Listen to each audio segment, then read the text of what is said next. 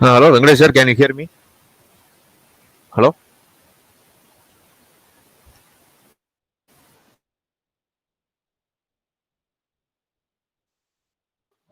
No, sir, your voice not audible. Amudan, sir. Hello, sir. Hello. Jabin, sir. Can you hear My, me? Can you hear me yes, clearly? sir, yes, sir, yes, sir. Your voice is audible, sir. Is there any background noise, sir? Hello, Jabin sir, Ah, can you hear me, sir? Yes, sir. yes, I sir. can hear you, sir. Okay, fine, sir. Okay. Light is visible, sir. Jabin, sir. Okay, sir. Okay, sir. Okay, sir. When shall we start, sir? Shall we start immediately? Sir, we will start, sir. 3-5. We will Okay, start. okay, sir. Okay, sir. I will Now wait until. participants are joining now. Okay, sir. Okay.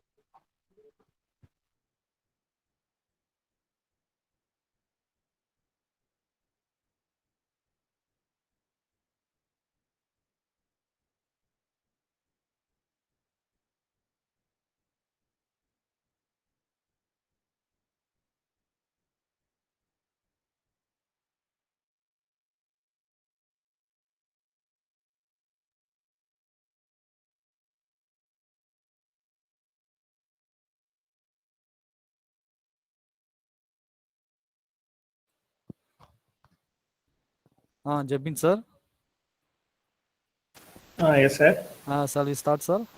Yes, sir. Yes, sir. I can Amudan, start. sir. Okay, sir, you can start, sir. Hello, am I audible, sir? Yes, sir. Yes, Your sir. voice is audible, sir. Amudan, sir. Okay, good afternoon, participants, and we will start the session for the day one, session two of day one, and I will give the introduction about the today's resource person. Today, now J. Jabin will handle the session. He is working as assistant professor in Department of Mechanical Engineering and Ramco at Ramco Institute of Technology. He has 5 years of teaching experience, and he has completed his BE Mechanical Engineering at Saint Saviour's Catholic College of Engineering, Nagarkoil, and ME specialization with engineering design at Government College of Engineering, Tirunelveli. Now he is uh, working on nanomaterials for his PhD work, and his research interest includes fracture mechanics, composite materials, nanomaterials, and also computational fluid mechanics. And he has good quality of good amount of conference publications, and he has 2 international journal publications. And in addition to that, he has filed one patent with our in collaboration with our faculty members. He has been a resource person for many internal as well as external programs conducted at various colleges and also in our colleges. He has completed various online courses, and he is the one responsible for developing an Excel based software for automated CO attainment calculation in our college for NBA purpose. And he has also participated and presented a project at Thevanur Innovation Award for Innovation Award. And now I'll give the session to Mr. J. Jabin. Okay, sir. Okay. Thank you, sir. Thank you, Mr. Ramadan. Thank you for your the good introduction. So with this, I would like to carry over the session. So today, in the morning session, we have seen the basics of finite element analysis. I think I am audible to all the participants. If you are having any trouble in in viewing my audio, or you cannot hear my audio, means you please inform us. So this is the second session of day one. So here we are going to see, again, we are going to see some basics in continuation to the first session. Okay. So I hope it will be an interesting session. If you are having any doubt regarding my presentation, means you can ask at the end of the session. So finite element analysis. So finite element analysis is one of the numerical method normally the people use to analyze a particular component or some sort of thing. So generally, there are 3 major areas in which people do experiments. People do some analysis. So the first method is experimental. The second one is analytical method, and the third one is numerical method. So the first one, experiment method, we all know. We will just go for some destructive technique. Nowadays, NDT is available, but normally in olden days and all, we people will do experimental methods in order to find the tensile strength, or in order to determine whether the particular car manufactured by a company is feasible, is it strong enough to withstand an accident. So such kind of things we will be analyzing experimentally. And the another category is analytical method. Analytical method is nothing but a closed loop form of equations. We will be having some sort of closed form of solution. For example, for a cantilever beam, in order to find the maximum deflection, cantilever beam with the point load acting at the center, in order to find the maximum deflection at the end of the beam, we are having a direct formula, that is WL cube divided by 3EI. So it is a basic formula. We are having a closed loop form of solution. We can directly substitute the values in those equation, and we can directly get the answer. That is one kind of a method to analyze a system. And the next third one is the numerical method. This is the vast method which is used nowadays all over the world, which is one of the inexpensive method, and we can calculate more things. We can predict the failure. So many kind of things we can do. In numerical methods, we are having 3 different categories: functional approximation, finite element, and finite difference. So in functional approximation, tomorrow you will be having some sessions which will be related to Rayleigh rates and weighted residual method. I'm not going to touch all those areas. And the finite element method we are going to cover in this session. And another one category is finite difference method. So there is some difference between finite element method and finite difference method. Finite difference method is mostly used for CFD concepts. So finite difference method, the three major formulas which normally we use are forward difference, backward difference, and central difference methods. So by using that, normally in CFD, if you have learned something regarding CFD, you might have come across all those terms. So finite difference method is one of the terms which cannot be avoided in CFD. Without finite difference method, it is not possible to analyze a fluid flow problem, because even the finite element method is not having such kind of capability to analyze for such kind of problem. I mean the fluid flow problem. So this is some basic introduction regarding experimental method. So I think. So I request the participants, please not to present your screen. Okay, I hope your screen is, I think my screen is still visible to everyone. If anyone is having any trouble, means you please inform to us. We will correct it. Okay. So with this, we can move to the topic. So first, I would like to say a few things about the steps follow. So normally in FEA, we all know that there are some 10 different types of steps we need to follow for finite element analysis. The first thing is discretization. So I hope all are familiar with discretization. Discretization in the sense, we cannot analyze a particular component directly as a whole. As a lumped component, we cannot analyze. So in order to analyze a particular component, what normally people do is, they will divide the particular component into n number of smaller components. Okay. So that smaller n number of dividing of smaller components is nothing but discretization. So at once they divide the particular component to n number of small units, they will number each node. So at once, if they are dividing, means at the end of corners, after dividing each element, so at the end of each element there will be some node. So for each and every node they will be giving some number. So that is the second step. And the third step, what we have to follow is we have to select a displacement function. Select in the sense, we have to assume a displacement function, because we don't know what will be the result. What we are doing is we are assuming a displacement function. We think that we just think that this displacement function can be manipulated, and it can be manipulated as an output result. So initially we will assume a displacement function. And the fourth point is, normally we will define the material property. So material property in the sense Young's modulus, Poisson ratio. And the fifth point, normally we will be finding out the stiffness matrix. So the stiffness matrix varies depending upon the cross section, depending upon the area, okay, depending upon the Young's modulus. So in order to find the stiffness matrix, we will be having the direct equilibrium method, variation method, weighted residual method. So after finding out the stiffness method, we will assemble the stiffness matrix based upon the element.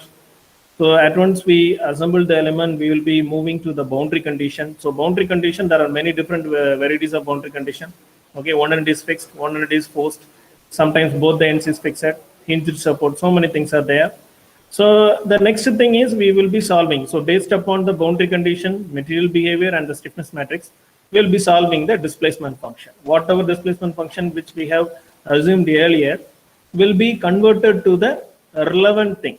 Whatever result we are expecting, it will be converted. So that's why it is named as approximation numerical method, because we don't know the exact solution. We will be trying to approximate it. The approximation, in the sense, those who are familiar with the FEA, I hope you all aware that by increasing the number of elements and nodes, you can get more approximate result, right? So in that sense, we will be finding out the unknowns of displacement. After that, by finding the displacement, we will be calculating the stress and strain. Normally in strength of materials, if you see, means while studying our subjects, normally what we will do is we will first go for stress. Then we will try to find out the strain. After that, we will be finding out the displacement. So that is one method which we normally use in strength of materials. But in case of FEA, So you have to note this point. But in case of FEA, it is the reverse. First, they will find out the displacement. So from displacement, they will try to find out the stress, and after that only strain. It is in reverse order. Even in case of ANSYS software or FEA method or whatever may be the thing. It is completely entirely different from strength of materials. Strength of materials normally will be following stress, strain, and displacement. But in case of ANSYS software or some FEA kind of things, will be following displacement, stress, and strain. So at the end of the result, we will be interpreting the results. So normally this all 10 different types of different steps, which comes under three major categories. They are pre-processing, analysis, and post-processing. So I think these are all basic things. Okay, so those are all the steps involved in FEA. I hope I have given some insights regarding this basics of finite element analysis. So now we can move. I think we can move into our topic. So the first thing which I would like to present you is the discrete and the continuous systems. So discrete and continuous system. So what is in the discrete system and what is in the continuous system? So discrete system in the sense, the state variables change only at a discrete set of points in time. For example, you can see the slide in that I have given some example. So number of students in a course versus time. We all know that as a faculty, if we ask the students to attend the class, one day 100 students may be attending, and the another day 50 students only may be attending, and the next day maybe 150 students. Likewise, it will be varying. So that kind of thing is nothing but discrete system. It is not a continuous, it is not a smooth thing. It will vary. One day it may be high, very high, and another day it may be very low. So it will be keep on varying. So that kind of systems we will be naming it as discrete system. In real world also there are so many examples are there. I have given one such kind of example. The next thing is continuous system. So continuous system is nothing but state variable change continuously over time. Okay. For example, in industries, if they are producing some components, if they are manufacturing from job, with respect to the time, they will be having some certain standards, right? So it will be a continuous process. So one day they may be producing 100 components, the next day also maybe 100. Maybe next day they may reduce or increase some 10 components. So that is nothing but continuous components. Naturally, in real world scenario, if you see, means all the components, all the physical real world example mostly exhibit continuous system only. So what our FEA people will do is they will cut short this continuous system into discrete system in order to ease the analysis. Okay, in order to easily analyze the component, we will cut short the continuous system into discrete system. So one of the best example which I can give for a continuous system is beams. So beams, you all know that for each and every cross section, we can get some weight, right? We can give some node points. So normally people, if you ask what are the degrees, how many degrees of freedom is in beam means, normally the answer will be infinity. Okay, but if you are having some infinite number of degrees of freedom, it is not possible for us to solve an ANSYS. As we all know that in order to solve it in ANSYS, first we have to define the element. So at once we define the element, we have to define the nodes, right? So the values which will be only calculated in the nodes, it will not be calculated in the element. The node is the major thing. Normally, I have seen that most of the people will be doing some wrong things while doing analysis in ANSYS. What they will do is for a uniformly distributed beam, in order to analyze that kind of condition, they will just put some 2 or 3 nodes at the ends and at the center. So totally 3 nodes. They will do just like that, and after that they will start analyzing. So what happens is, if you are doing such kind of things, your result will be wrong. So the main thing what you have to focus is, wherever the load is acting at that particular point, you have to give node. If you are giving node means only the result will be correct. So the main thing which I would like to convey to you is, naturally everything is a continuous system. So even though if you are having everything as a continuous system, we have to convert it into some discrete system, because as I said, the beam is having some infinite number of nodes, right? So infinite number of nodes means infinite number of degrees of freedom. So it is a type of continuous system. So normally while analyzing it in ANSYS software, what we will do, we won't give infinite number of nodes. We will be limiting it to 20 nodes or 20 or 15 nodes, like that. We will be limiting it. So by that thing only, we can easily analyze the software. The resources which is available in our system will also be conserved. Okay, otherwise it will be very difficult for us to solve such kind of problems. So the next thing is about discretization. Normally, in order to discretization is nothing but dividing. Okay, so discretization is achieved with elements. Here in this diagram, I think you can see. So each link, each line-like structure, at the end of the line, there is some dark dots. So those dots are named as nodes, and the link line which is connecting those dots are nothing but element. This is the example for truss element. There are so many different kinds of elements which we'll be covering later. So this is one of the example for discretization. So if you have to discretize a component, it must have some definite shape. That is very, very important. Water doesn't have any shape. But here, if you are dividing a particular component, whether it is a fluid or a solid, whatever may be the thing, the discretization process, whatever element which you are using, that must have some definite shape. And the third point is it must have minimum 2 nodes. Without having a minimum of 2 nodes, there is not a possibility to have an element. Next thing is load acts at the nodes. As I already told that if you are having some load acting at some point, so definitely there must be a node. If the node is absent in that particular area, the result which you will be getting as output will be completely erroneous. So wherever the load is acting, you have to provide a node. And again, the discretization is classified majorly into 2 different categories, that is natural discretization and artificial discretization. So in natural discretization, if you see, means 3 major things we have to focus. So one is nodal point, nodal forces, and degrees of freedom. So what is the nodal point? So nodal point is nothing but, as I already told, for an element, at the end of the elements, both the ends, there will be some nodes. So those nodes are nothing but nodal points. I think you can see from this diagram itself. So there is one arrow mark, it is denoted as node. So that particular black dot is nothing but node. The next one is nodal force. For example, if you consider a cantilever beam, it will be fixed at one end, and at the other end, it is given some, some force is given at the other end. So what happens? One end is fixed. Okay, both the ends we are having node, one end is fixed, and the other end, the force is applied. So that is nothing but nodal force. In order to analyze such kind of thing, in order to analyze a particular application, you'll be giving some nodal force. Or at the same time, one thing you have to understand, one thing you have to remember in your mind is always the forces will be given only at the nodes in order to get accurate results. Okay. So nowadays the workbench has come, we are giving in phase also, but most of the time if you are giving the node values in the nodes means, force values in the nodes means the results will be more accurate. And the third one is degrees of freedom. So what is mean degrees of freedom? Degrees of freedom is nothing but, so as I already told, node is there, force is there. Due to this fixed place and the force acting at one end, what happens? There will be some deflection. For example, for a cantilever beam, a uniform for a point load acting at one end, when load is acting, it will try to deflect, right? So the deflection depends upon the degrees of freedom, depends upon the nodes, how many nodes it is having.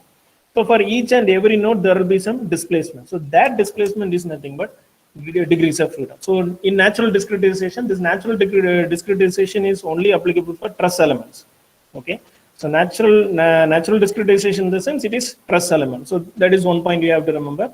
So it comprises nodal point, nodal forces, and degrees of freedom. So the next one is artificial discretization.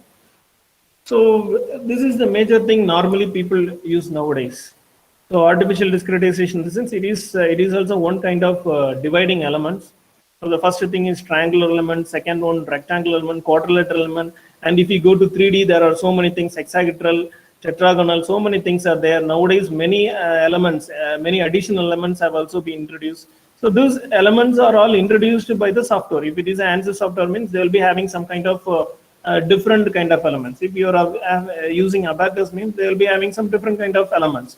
So each and every element will be having its own characteristics, its own nature, its own property. So depending upon the nature and properties, we have to read those reference manuals. After that only, we can able to use that element into our application. So in this below, in the second diagram, you can see it is actually a dam. Okay, it is actually a cross section of the dam. You can see in this dam, in the left side, water is completely filled. So what we are doing is we are discretizing this particular dam into, see in the right side, you can see the lower bottom portion, there is some arrow, right? There is some arrow. This arrow represents it is fixed. And in each and every small portion, we have discretized, we have divided. We have divided it based upon triangular element. So many things are there. Rectangular element also we can use. But here what they have used is triangular element. And at the same time in the left diagram, you can see water is there, right?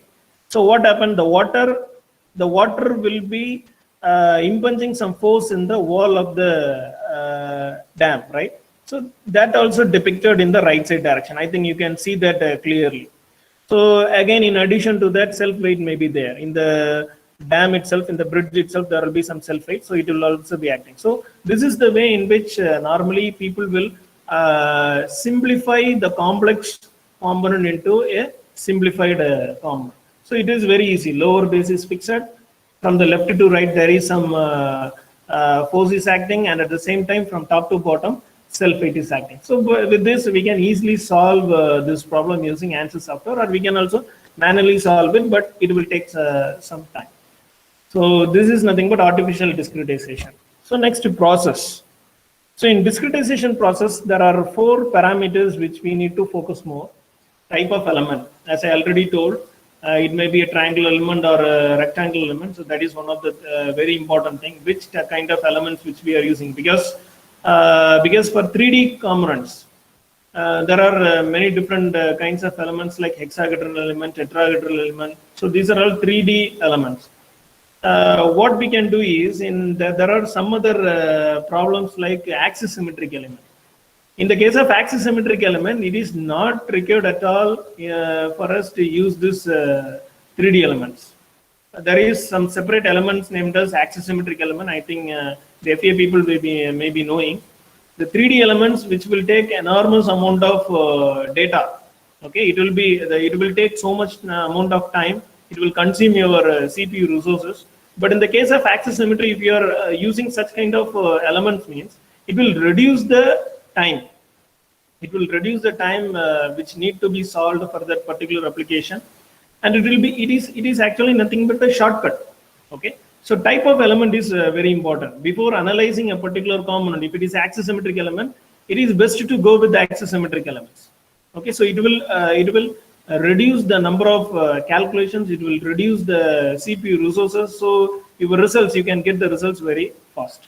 The next one is size of the element. Size of the element is very, very important. We all know that there is one term named as grid independence, right? So grid independence is nothing but what people will do is they will analyze. For example, there is a rectangular block. This rectangular block is divided as 10 by 10 mm cross section, and it is entirely meshed. So with this 10 by 10 mm mesh, what they will do, they will try to find out the result. For example, let's say you are getting 100 megapascal stress value.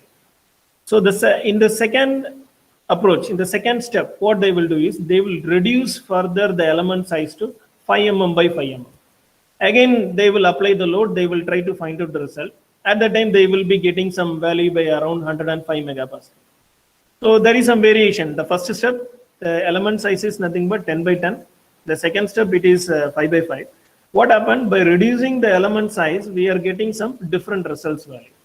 So in order to avoid this, what they will do is they will do grid independence. What they will do is they will further reduce the element size. If at present they are using 5 by 5 mm means, in the next step they will be using 4 by 4. After that 3 by 3, 2 by 2. Likewise, they will be reducing the element size. At one point of time, what will happen is that even though if you reduce the element size, the result which you are getting won't be changed. Okay, so that particular element size is nothing but the optimal one. Okay, after that you don't need to reduce the size. Why I am saying this means, if you are increasing the number of elements, means your CPU will take large amount of time to solve the particular problem. So that is one of the very big problem which normally people are facing today.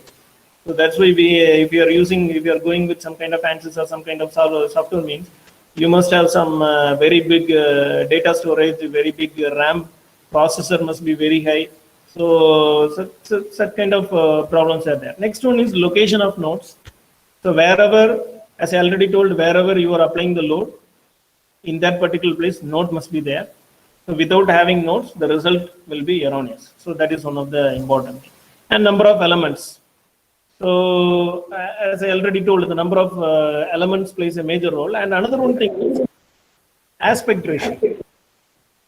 Okay, aspect ratio is also another one important parameter which we have to focus. Aspect ratio is nothing but the length into breadth. For example, if you are considering a rectangle, the length, for example, if you consider length as 1 meter and the breadth as 1 meter means, the aspect ratio is nothing but the ratio of length and breadth. The ratio of length and breadth must be closely equal to 1. Okay, so if the value is equal to 1, the result will be more accurate. If the values is getting more deviated means aspect ratio. If the aspect ratio value is getting more deviated means, again there will be some problem. So this is the basic process which we have to understand, or which we have to remember before discretizing a particular application. So steps. So the next thing is we have to mathematically model. In FEA and all, the major thing is before analyzing a particular component, we must know the mathematical model. If you are doing such kind of thing in a software, it is not mandatory for us to do a mathematical modeling. But normally, if you are doing something by hand, if you are starting something from scratch, it is a must to know the mathematical modeling. We must be strong in mathematics. Without mathematics, we cannot model certain things. Okay. So this is next thing which I would like to give more importance. So mathematical modeling for converting a real world problem into mathematical equation. So as you all know that mathematics is a vast area. We can use this mathematics in all the areas, whether it may be electrical or mechanical or civil or whatever may be the thing, the mathematics can be utilized. So these FEA kind of things, numerical methods are all based upon this mathematical model only. Without mathematics, there is nothing. So what my suggestion to all the participants is, be strong in mathematics. So that is a very important thing. So let's move into this mathematical modeling. So what are the things which we have to focus before doing some mathematical modeling? So there are 3 different points which we have to remember. So the first point is identify relevant quantities, both known and unknown. Give them symbols. Find the units for each. I will later explain it with an example. So just understand what I am trying to say. Identify relevant quantities. For example, if you are taking an application, what you have to do is, in that application, what are the quantities available? What are the variables available? First, you have to note it down in a paper. So that is the first basic thing you have to follow. The second thing, identify the independent variable. Okay. So independent variable in the sense, for example, normally the major independent variable normally we will be having is the time. The time is an independent variable. It won't depend on any other thing. Some other factors only depending upon time. The time is an independent variable. It can do anything on its own. So it will be keep on increasing 1, 2, 3, 4. It won't depend on any other parameter. So likewise, some other parameters may also be there. Okay, so we have to identify what are all the independent variables. So time is one of the independent variables. So the third point is write down equations expressing how the function change in response to small changes in independent variable. So what does this mean is, with respect to time, for example, I am riding a bike at 50 kilometers per second. So what does that mean is, per second, it is, but actually it is not possible to travel 50 kilometers per second. So you take it as 50 kilometers per hour. So per hour I am traveling 50 kilometers. So it's possible, right? So what here it is happening is, with respect to time, the distance traveled by me is 50 kilometers, right? So based upon that, we have to fix the equation. So normally, if the displacement versus time, if I try to do a mathematical model means, what I can say is dx by dt will be equal to 50 kilometers per hour. So dx by dt is nothing but X is nothing but displacement, T is nothing but time. The displacement is nothing but X, T is time. So the distance moved with respect to time. Time is at the base. I hope you all understand what I am coming to say. So this dx by dt is nothing but slope, right? So these are all the basic things which you have to understand before doing a mathematical modeling. First, you have to write down everything. What are the relevant quantities? What are the parameters present in that particular application or a physical system? Next, you have to identify what are the independent variable which will do everything on its own. It won't depend on any other parameters. So that is the second point. After that, you have to frame an expression. With a small change in time, what is the displacement? With a small change in time, what is the temperature difference, right? So such kind of thing you have to analyze. So this is the basic 3 steps which you have to understand before going for a mathematical modeling. So here this is one of the example for doing a mathematical modeling. So I will try to explain it. Okay, so this is one of the example for formation of differential equation. Actually, we all know that the yeast, right? So this is one of the example for a bread dough. Dough in the sense in in Tamil we can say it as mau, okay, bread dough. So we can assume that we are having a colony of yeast in a batch of bread dough. Okay, we are having some yeast in that bread dough. So at the point of time, what will happen? Normally in homes and all, we know that for a particular amount of time, our mother or someone who is cooking will be keeping it at some place in order to have some yeast cells, in order to develop some yeast cells. So in order to do that, in order to analyze that, how many yeast is present with respect to time, how many yeast is varying. Because we all know that with respect to time, the yeast will keep on increasing. The bacteria will be keep on increasing, right? So at what point of time, what will be the amount of yeast cells? At what point of time, what will be the how much will be the amount of yeast cells? So like that, we can find out the number of yeast cells. So we can use this simple equation, right? So here from this notations, first I have what I have done. The first step is to identify the variables. What are the variables present here? So the first variable is number of cells. So that is one of the important. How many cells are present initially, right? So the second term is time. With respect to time, the number of cells in the yeast will be keep on increasing. So these are the 2 parameters. Apart from this, there is no parameter which is going to change this particular problem. So first we have identified the number of parameters. So the next thing, we have to find out which is proportional to which.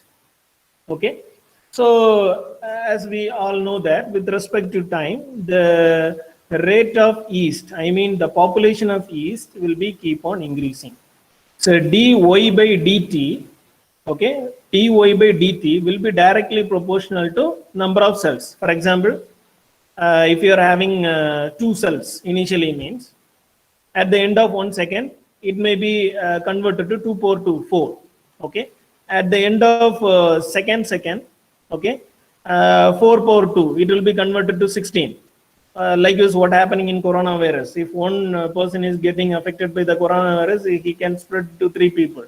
After that, the 3 people will be keep on roaming around to some other places, and they can transmit to some 9 or 27 or 64 or whatever may be the thing. Likewise, it can spread enormously. Exponentially, it can increase, right? So that is the thing which we are trying to analyze here. Here you can see that y dash, I have mentioned this as y dash is directly proportional to y. What does that mean is the rate of increase of each cell is proportional to the initial number of cells. Okay, initial number of cells y. So after that, we all know that in science and all, what we do, if there is some